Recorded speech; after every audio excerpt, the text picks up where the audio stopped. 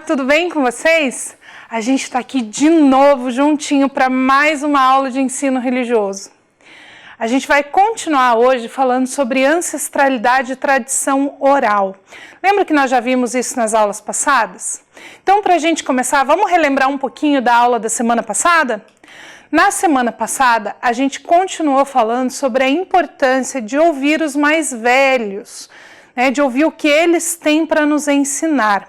Então a gente viu aquele vídeo da história do Senhor do Bom Nome e aprendemos também as funções da contação de história dentro das comunidades religiosas.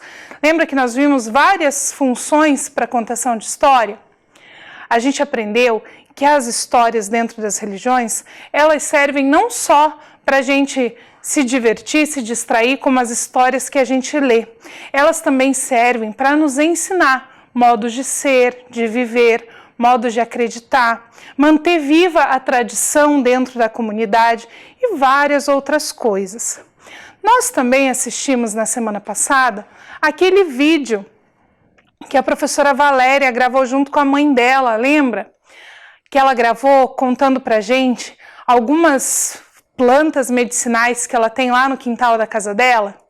E a gente viu com esse vídeo como é importante a gente ouvir e prestar atenção no que os mais velhos têm para nos ensinar. Aquele vídeo foram o quê? 15, 20 segundos de conversa. E a gente aprendeu tanta coisa sobre as plantas, desde plantas para cuidar da nossa saúde, até plantas para cuidar do nosso cabelo, da nossa pele, para a gente ficar sempre bonito. A dona Angélica trouxe vários conhecimentos para a gente naquele pedacinho curtinho de conversa. E a gente viu como é importante, então, ouvir o que essas pessoas têm para nos contar. No dia a dia, muitas vezes, a gente está com pressa.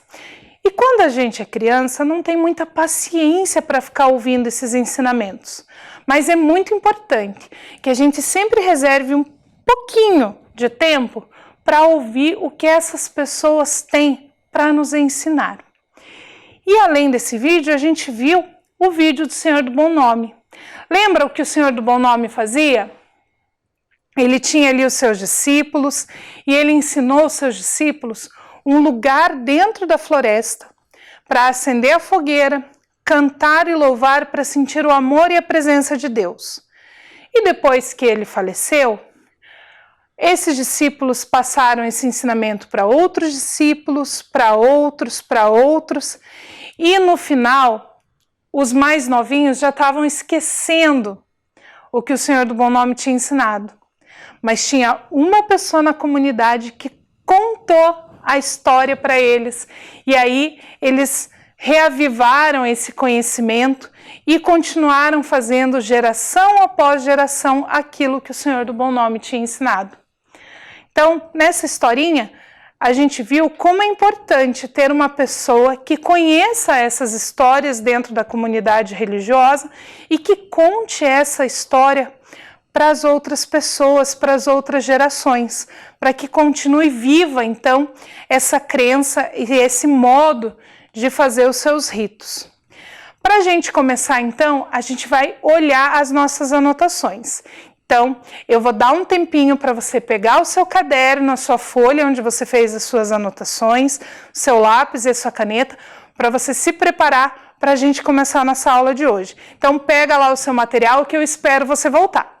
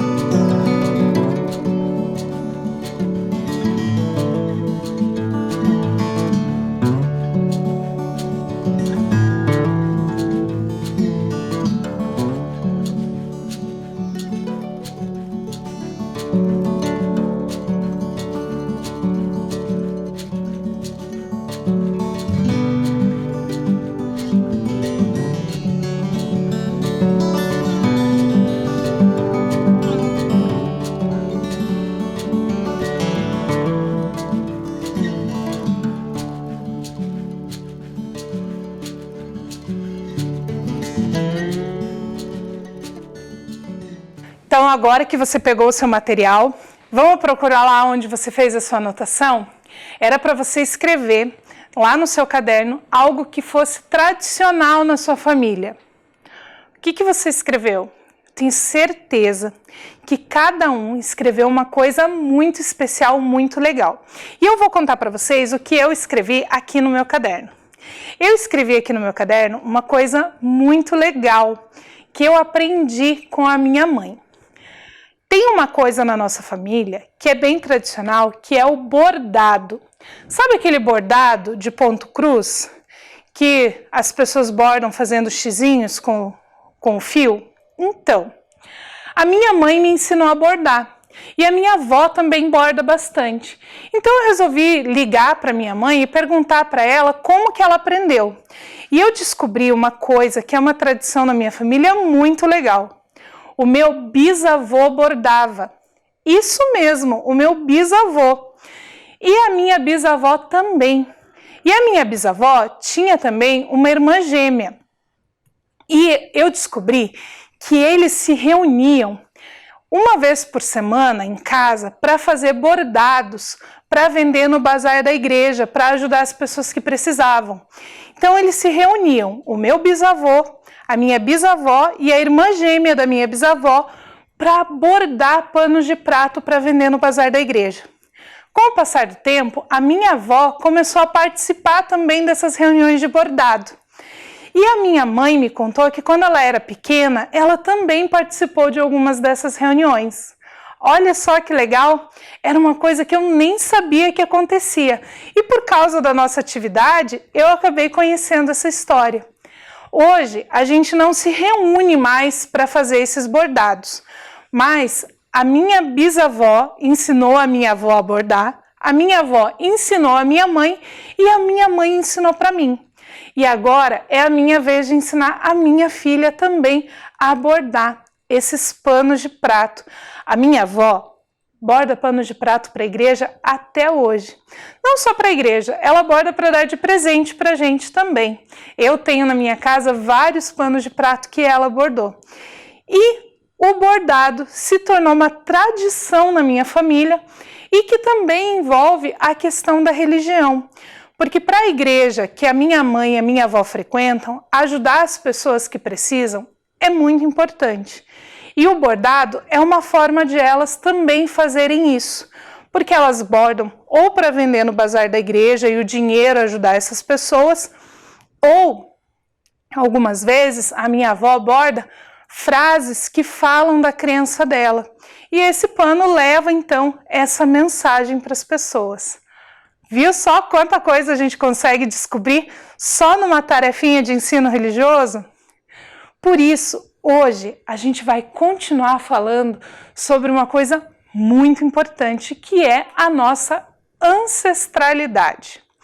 Então, para a gente entender a ancestralidade, a gente vai voltar lá no que a gente tinha falado nas aulas passadas, no que essa palavra quer dizer. Ancestralidade é aquilo que veio antes. Então, como nessa história da minha família que eu contei para vocês, as pessoas que vieram antes de mim na minha família já tinham essa tradição do bordado e foram passando nas gerações. A gente fez, lá na nossa primeira aula, uma atividade que falava bastante sobre a questão da ancestralidade, você lembra?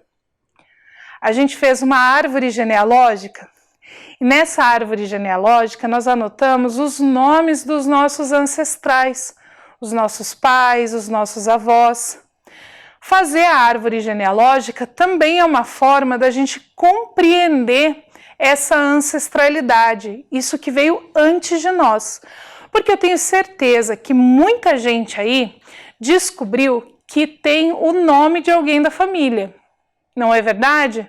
Descobriu que tem o nome igual do pai, igual do avô, ou às vezes até igual de um tio. Ou talvez descobriu que o seu nome é uma homenagem a alguém importante dentro da sua religião ou dentro daquilo que a sua família gosta. Então, com aquela atividade que nós fizemos na primeira aula, quando a gente estava falando sobre o nascimento dos deuses, que a gente trabalhou com a nossa árvore genealógica, a gente já estava se preparando para falar agora da ancestralidade. Para a gente entender um pouquinho melhor esse conceito, a gente vai pensar quais elementos fazem parte da nossa ancestralidade. O que será que a gente tem, que a gente pode ver, que a gente pode sentir e que faz parte dessa ancestralidade?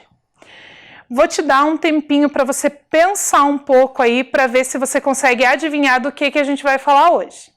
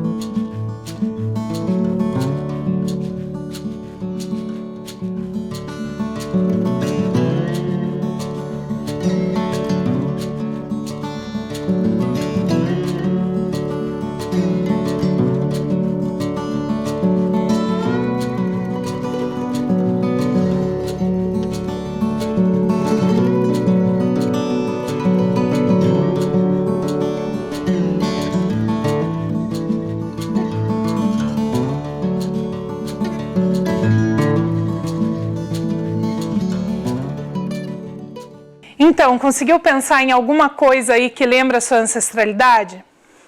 Eu vou mostrar para você agora alguns elementos da ancestralidade, algumas formas da gente identificar essa ancestralidade expressa na nossa vida. A primeira que a gente vai ver é a ancestralidade expressa no nosso corpo. Como que no nosso corpo a gente consegue identificar alguns elementos dessa ancestralidade? Com certeza agora você deve estar pensando aí na sua aparência, o que você tem de parecido com os outros, né? Então, eu vou mostrar para você agora uma foto, na verdade são duas fotos.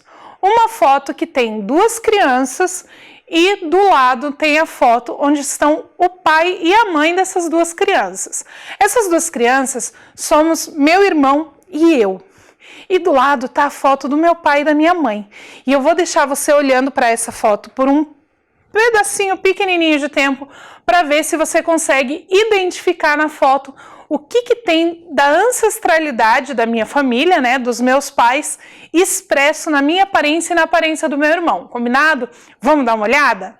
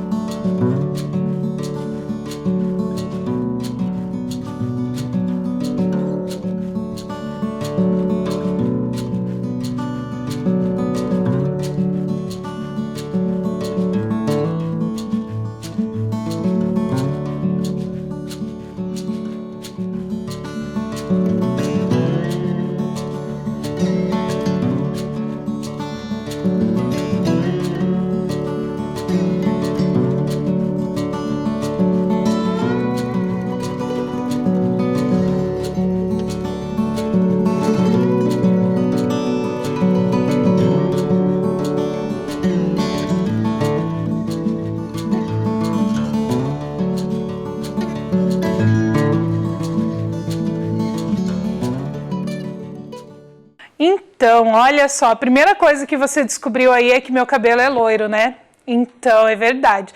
Eu pinto meu cabelo para ficar um pouquinho mais parecida com a minha mãe, porque a minha mãe tem o cabelo ruivo, mas o cabelo dela é ruivo natural. Na verdade, eu sou bem loirinha, igual ao meu pai. A gente não consegue ver muito bem isso na foto, porque o meu pai já tem os cabelos brancos há bastante tempo. Mas algumas coisas a gente consegue perceber nessa foto. O formato do nariz, isso mesmo, eu tenho o nariz exatamente no mesmo formato do nariz do meu pai. Os olhos eu puxei da minha mãe. Minha mãe tem os olhos castanhos e eu também. O meu irmão tem os olhos azuis iguais aos do meu pai. E a gente tem muitas coisas parecidas no corpo, a cor da pele, o formato do nariz, o formato da boca, até a voz a gente tem parecido. A minha voz é muito parecida com a voz da minha mãe. Então, Só olhando essa foto, a gente consegue identificar vários elementos da minha ancestralidade no meu corpo. Agora que eu sou adulta, dá para ver mais coisas ainda. Se a gente pegar o meu pai e a minha mãe hoje e olhar para mim, vocês vão encontrar várias semelhanças entre eu e eles. Isso são traços da ancestralidade. Algumas vezes, eles vêm um pouquinho mais de longe. Alguma coisa que é parecido com os avós, com os tios, mas nós sempre temos no nosso corpo algum traço que lembra os nossos ancestrais. Aí agora eu tenho certeza que você está pensando em pegar o espelho ou pegar algumas fotos para identificar o que você tem de parecido com a sua família, não é mesmo? Dá vontade da gente sair procurando. Eu também tenho vontade às vezes, mas agora a gente vai continuar a nossa aula. Depois que a aula acabar, você pode procurar aí na sua família quais são os traços da ancestralidade que você tem marcado no seu corpo. Combinado? Vamos ver o outro traço? Um outro traço de ancestralidade que a gente pode identificar são os nomes. Isso mesmo, o nosso nome pode trazer traços da nossa ancestralidade. Pode ser no sobrenome, que nós sempre temos igual a alguém da nossa família, ou igual à mãe, ou igual ao pai, ou também nomes que mostram a origem religiosa da nossa família. Isso mesmo, nós temos vários nomes que são de origem religiosa e que eles mostram a religião dos nossos ancestrais. Quer conhecer alguns nomes? Eu vou mostrar para você alguns nomes que mostram essa ancestralidade religiosa. Olha lá. O nome Jonathan, por exemplo. O nome Jonathan é um nome bíblico. Ele está lá na história do rei Davi. Jonathan era um grande amigo do rei Davi. E o significado é dado por Deus, ou dádiva do Senhor. Então aí você já consegue imaginar que se o seu nome é Jonathan, provavelmente a sua família seja cristã ou de origem judaica, porque essa parte da história do rei Davi, ela tem tanto na Bíblia quanto na Torá, que é o livro sagrado dos judeus. Então, se o seu nome é Jonathan, aproveita aí depois da aula para perguntar para sua família se é por causa da história do rei Davi que você recebeu esse nome.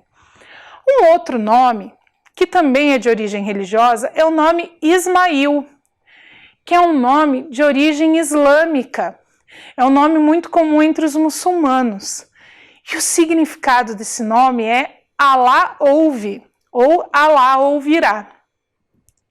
É um nome que mostra a origem muçulmana de quem recebeu esse nome ali no nascimento. Um outro nome que talvez você não saiba, mas tem origem religiosa, é o nome Janaína. Isso mesmo, Janaína também tem uma ancestralidade religiosa. É uma ancestralidade afro-brasileira. Janaína é um dos nomes de Iemanjá, que é aquele orixá do mar, que as pessoas na noite de ano novo vão lá, pulam 7 ondas, levam flores brancas. Janaína é um dos nomes desse orixá, da Iemanjá. Um outro nome que eu encontrei é o nome Ixchel. É um nome de origem maia. Os maias eram algumas pessoas que viviam aqui na América do Sul antes da chegada de Colombo. Então, os maias tinham esse nome Ixchel, e que é muito comum hoje, principalmente entre os povos da Colômbia, do Peru e do México. Esse nome é o nome de uma deusa. É uma deusa da lua. Ela era companheira do sol, uma das criadoras do universo dentro da mitologia maia. Então, olha aí, 4 nomezinhos e a gente já viu que tem muita ancestralidade no nosso nome. O nome, ele pode ser de origem religiosa ou de origem étnica, que demonstra aí o país de onde a nossa família veio, a nossa origem étnica. O meu nome, por exemplo, é um nome muito comum entre os povos do leste europeu. É um nome muito comum, usado tanto por homens quanto por mulheres. O nome Karen, em alguns países, é usado pelos homens, que ele é uma derivação do nome Catarina. Então, uma das traduções do meu nome seria Catarina, que para os católicos é o nome de uma santa. Então, olha quanta coisa a gente pode aprender estudando o nome. Mas também existem alguns nomes que são homenagens a pessoas importantes.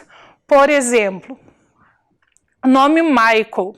O nome Michael, ele pode ser tanto de origem religiosa, porque nós temos um anjo que na tradução para o português seria Miguel, mas que algumas pessoas, por falarem inglês ou outra língua, chamam de Michael.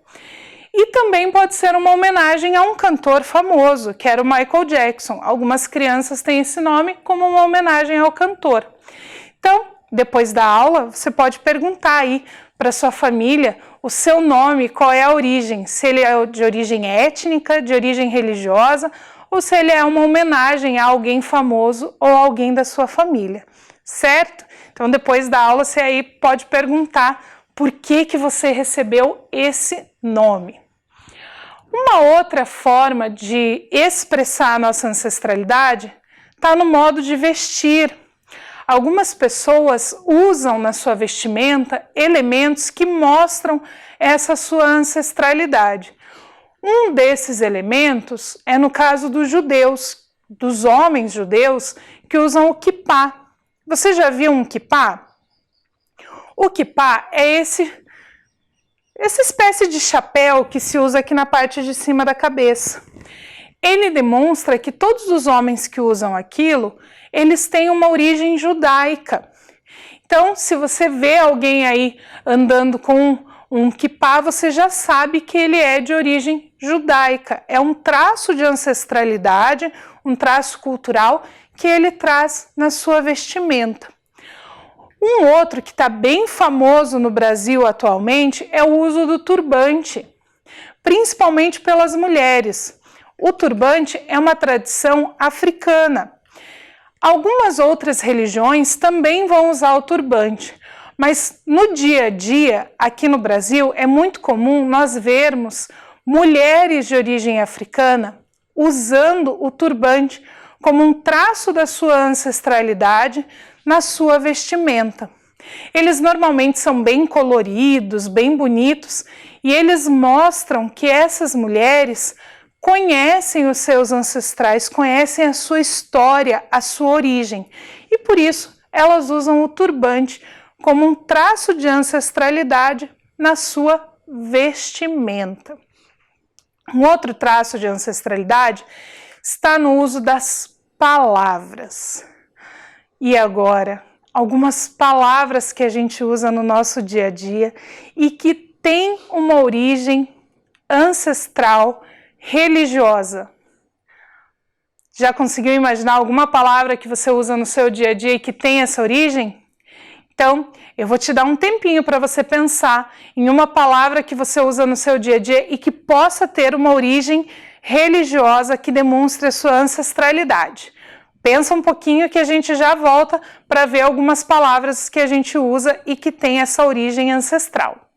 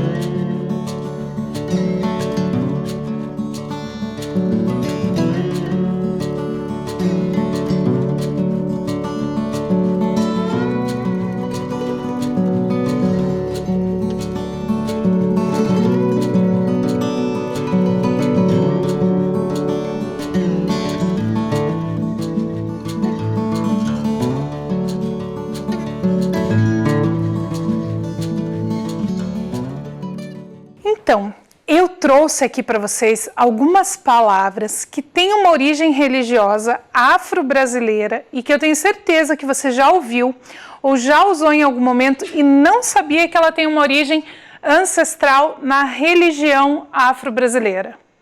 Verdade, eu encontrei essas palavras nesse livro aqui, que é Memória das Palavras. Então, esse livro aqui, ele tem várias palavras de origem africana, mas eu separei só aquelas que têm relação com a religiosidade para a gente conhecer. Vamos lá? A primeira palavra é a palavra axé. Com certeza você já ouviu essa palavra em algum momento, principalmente na televisão. Axé, você deve estar pensando aí, como a gente vê na imagem, que é aquele ritmo musical que toca no carnaval, certo? Que vão aquelas pessoas em cima daquele caminhão de som, que é o trio elétrico, cantando, e as pessoas vão atrás dançando. Então, realmente a gente usa a palavra axé para designar esse ritmo musical, mas a verdade é que axé é uma palavra de origem religiosa. Eu trouxe anotado aqui o que significa a palavra axé. A palavra axé é um cumprimento, uma saudação. Ela significa força vital e espiritual. Então, as pessoas usavam essa palavra axé como um cumprimento. Então, em vez de chegar para outra pessoa e dizer oi, tudo bem? Diziam axé. Como você já deve ter visto alguns cantores usarem, é muito comum que alguns artistas, principalmente ali da região da Bahia, usem essa palavra axé para dizer oi ou para dizer tchau, para se despedir das pessoas, ou desejem muito axé uma para as outras. Axé é uma palavra de origem religiosa afro-brasileira. Vamos ver a próxima palavra? A outra palavra que tem uma origem na religião afro-brasileira é a palavra babá. Isso mesmo, você já deve ter ouvido essa palavra em algum momento. A gente costuma usar a palavra babá para designar aquelas pessoas que cuidam das crianças quando os pais não podem. Você já deve ter visto em algum filme, em algum programa de televisão ou até mesmo na sua casa, que muitas vezes os pais precisam ir trabalhar, precisam ir resolver alguma coisa, e para não deixar o seu filho sozinho em casa, eles contratam uma babá para tomar conta dessa criança. Mas você sabia que a palavra babá tem origem na religião afro-brasileira? Verdade, a palavra babá, ela não é só aquela pessoa que cuida da gente quando a gente não está. Alguns estudiosos da língua iorubá dizem que a palavra babá está nesse idioma africano, é uma palavra em iorubá. Em iorubá, a palavra babá é usada para se referir aos pais de santo. Isso mesmo, os líderes religiosos das religiões de matriz africana. Então, em iorubá, eles usam a palavra babá para se referir a essa pessoa, a esse líder religioso. Essa eu tenho quase certeza que você não sabia. A próxima é uma palavra muito usada, mas ela é muito usada de uma forma ruim, de uma forma pejorativa. É a palavra macumba. As pessoas que não conhecem as religiões de matriz africana costumam usar essa palavra de uma forma ruim, para falar das pessoas que seguem a religião de matriz africana, para falar das suas oferendas de um jeito pejorativo. Mas a verdade é que macumba é uma árvore da qual era feita esse instrumento musical que você pode ver na imagem. Esse instrumento musical era usado durante os cultos de matriz africana. E quem toca esse instrumento, que é a macumba, é o macumbeiro. Assim como quem toca o violão é o violeiro, quem toca a bateria é o baterista, quem toca a macumba é o macumbeiro. E aí, por esse instrumento ser usado durante esses cultos e a pessoa que toca fazer parte do culto e se chamar macumbeiro, as pessoas começaram a usar a palavra macumbeiro para designar todas as pessoas que seguem aquele culto. Então, é muito comum a gente ouvir as pessoas falando dos seguidores de Umbanda, de Candomblé, se referindo a eles como macumbeiros. Mas, na verdade, o macumbeiro é só a pessoa que toca a macumba. E a macumba não é uma coisa ruim, é um instrumento musical. Aquelas coisas que a gente vê, às vezes, aqueles pratos com flores, com alimentos, com velas, são oferendas ou trabalhos, não são a macumba. A macumba é só esse instrumento musical. Viu só que legal? A gente às vezes usa uma palavra sem conhecer o significado. De tanto a gente ouvir, a gente acaba repetindo. Por isso que é importante a gente estudar a origem ancestral dessas palavras. Próxima palavra que a gente vai ver também é uma palavra que eu tenho certeza que você já ouviu, que é a palavra mandinga. A palavra mandinga também é usada para se referir a essas religiões de matriz africana, ou para se referir a algumas simpatias, algumas coisas que as pessoas fazem. Mas a verdade é que a mandinga, essa palavra, ela não tem nada a ver nem com a Umbanda, nem com o Candomblé e nem com as simpatias, com as crendices populares. Na verdade, a mandinga era um colarzinho, um colar de bolinhas, de contas, parecido com essa pulseira que a Prof usa. Esse colar, na verdade, não era nem da Umbanda, nem do Candomblé, mas de origem islâmica. Muitos negros que vieram escravizados para o Brasil eram muçulmanos. E esses negros muçulmanos usavam, então, esse colar de contas chamado de mandinga. Então, a origem da palavra mandinga está na ancestralidade muçulmana de algumas pessoas que vieram aqui para o Brasil. E a gente usa hoje essa palavra para falar de feitiços, de simpatias. Mas a origem dela, a ancestralidade dela, está ligada aos africanos que eram muçulmanos, que seguiam a religião islâmica e que vieram aqui para o Brasil.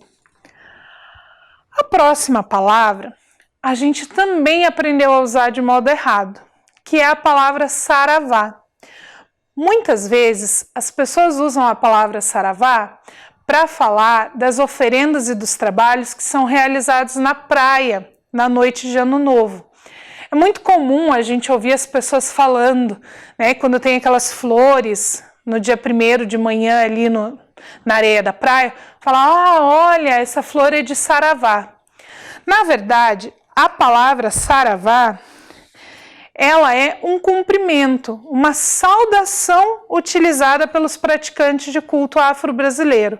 Como a gente pode ver nessa frase, que ele diz, saravá, meu pai, vem me benzer, já pedi ao meu pai de santo para quebrar o meu encanto. Então, saravá é só mais um cumprimento que é utilizado pelas pessoas que praticam os cultos afro-brasileiros. Não é aquilo que a gente encontra na praia, nem as oferendas, nem nada assim. A outra palavra, eu tenho certeza que você conhece e que você já ouviu muito. A palavra zumbi. E eu tenho certeza que agora que você viu aí esse desenho, era nisso que você estava pensando quando você viu ou ouviu a palavra zumbi, não é mesmo? A palavra zumbi a gente usa para falar desses mortos-vivos, não é? A gente usa para falar aí dos mortos-vivos dos filmes, das séries de TV e tudo mais. Mas, na verdade, zumbi também é uma palavra de origem africana. É uma palavra que era usada para falar dos espíritos que vagueiam entre as sombras, ou espíritos que andam na noite. Ela ficou muito famosa aqui no Brasil, porque ela era usada como nome para o Zumbi dos Palmares, que foi uma pessoa muito importante na luta pela libertação dos escravizados. Então, aí eles usavam esse nome Zumbi para falar desse homem, que foi um líder muito importante. Ele foi tão importante, que ele tem hoje um dia, que é o Dia da Consciência Negra, que foi determinado no dia em que ele morreu, que é o dia 20 de novembro. Então, no dia 20 de novembro, o Zumbi dos Palmares morreu. E ele era tão importante na luta e na resistência dos povos escravizados que esse dia ficou conhecido como o Dia da Consciência Negra. Então, agora você deve estar se perguntando por que é que usam a palavra zumbi para falar dos mortos-vivos. Pois é, eu também não sei de onde veio a ideia de usar zumbi para falar desses monstros aí dos filmes e dos desenhos. Mas a origem da palavra está nos povos afro-brasileiros, que usavam a palavra zumbi para falar desses espíritos que andavam à noite, ou que, como diz a tradução da palavra, vagueiam pela noite. Muitas palavras, não é mesmo? Quanta coisa a gente aprendeu na aula de hoje? Então, agora, pega o seu caderno, pega o seu lápis, que a gente vai fazer algumas anotações para lembrar da aula de hoje, em que nós aprendemos sobre ancestralidade, sobre como essa ancestralidade se manifesta no nosso dia a dia. Então, pega lá o seu material para a gente começar a nossa anotação de hoje. Então, a primeira coisa que você vai anotar lá no seu caderno é o título da nossa anotação, que é Ancestralidade é o legado de nossos antepassados. Então, vou dar um tempinho para você anotar lá essa frase para a gente continuar as nossas anotações de hoje.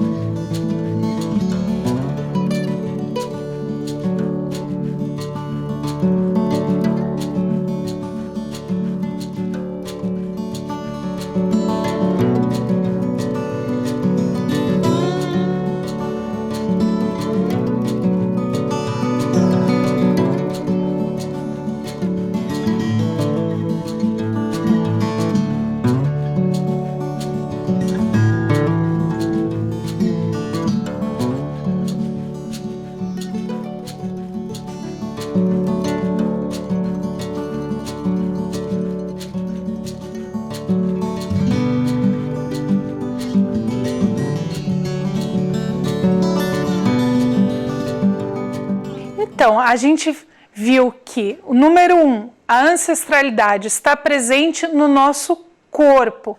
Então, nós temos alguns traços físicos que demonstram essa ancestralidade. Número 2, está presente no nosso nome. O nosso nome ele pode ter origem étnica, religiosa ou homenagear alguém que a nossa família gostava muito. Então, a ancestralidade também está presente no nosso nome. Número 3, está presente na nossa forma de vestir. Muitas coisas que a gente usa na nossa vestimenta também demonstram essa ancestralidade, essa origem que a gente tem religiosa ou étnica. E, por fim, nós vimos que a ancestralidade também está presente nas palavras que nós usamos, nas nossas expressões do dia a dia. E a nossa tarefa de hoje é você escrever lá no seu caderno, na sua folha, alguma expressão da sua ancestralidade no seu dia a dia. Como você percebe a sua ancestralidade todos os dias aí na sua vida. Se você percebe em algum desses elementos que a gente estudou, se tem alguma outra coisa que você faça aí no seu dia a dia em que você percebe esses traços da sua ancestralidade. Então, pode anotar aí no seu caderno e depois a gente vê o que você anotou dos traços da sua ancestralidade no seu dia a dia.